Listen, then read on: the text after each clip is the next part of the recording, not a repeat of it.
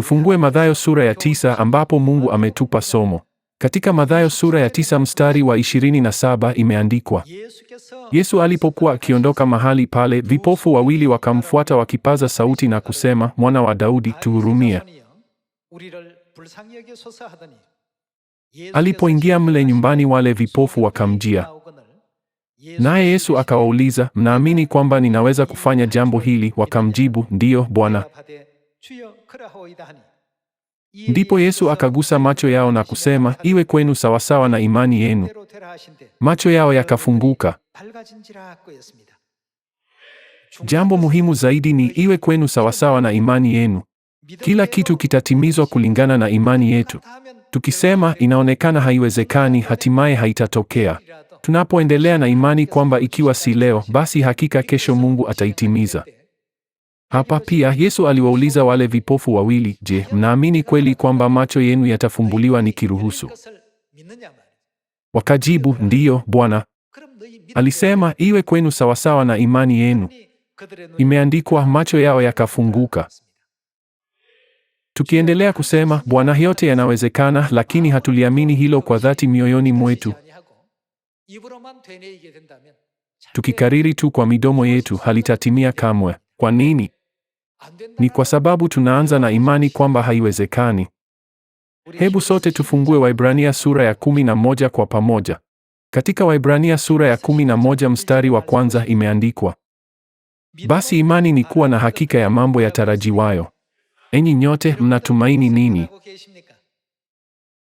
Shauku yetu ni kuwaongoza wenye dhambi wote wa ulimwengu huu watubu na tuingie pamoja katika ufalme wa milele wa mbinguni. Imani inaelezwa kama udhihirisho wa mambo yanayotumainiwa. Imani ina nguvu namna hii. Basi imani ni kuwa na hakika ya mambo yatarajiwayo na udhahiri wa mambo yasiyoonekana. Hivi ndivyo Biblia inatufundisha. Mungu anaposema iwe sawasawa na imani yenu, kama unafikiri haitawezekana, hatimaye inakuwa haiwezekani, kwa kuwa hiyo ndiyo namna Mungu anavyotenda kazi. Katika mazingira yanayokatisha tamaa na kudhoofisha imani ya wengi wanaowazunguka, wakisema wao ni kama watu na sisi ni kama panzi, ni lazima kwa mara nyingine tena tutafakari juu ya imani ya Yoshua na Kalebu, waliotupa ujasiri kwa imani yao kwamba hapana, hao ni chakula chetu, kwa sababu Mungu yu pamoja nasi na miungu yao tayari imekimbia kwa hofu. Maneno ya Mungu, iwe sawasawa na imani yenu, hayakutolewa tu kwa watu wawili vipofu miaka 2000 iliyopita, bali ni lazima tuamini yameandikwa katika Biblia kama mfano kwetu sote katika wakati huu. Ilisema nini kuhusu historia ya zamani kuwa utangulizi wa matukio yajayo?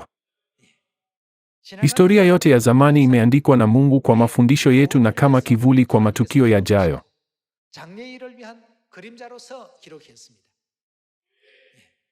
Basi matukio yote hayo hakika yanaweza kutimizwa kwetu pia. Kuna makanisa ambayo tayari yanafanya kazi kuelekea hili na kuna makanisa ambayo tayari yamefanikisha hilo. Ninawaomba kwa mara nyingine tena mweke mioyoni mwenu kwamba makanisa yote ulimwenguni kote yanaendelea katika juhudi hizi zote bila kuonekana, chini ya baraka na neema ya Baba na Mama.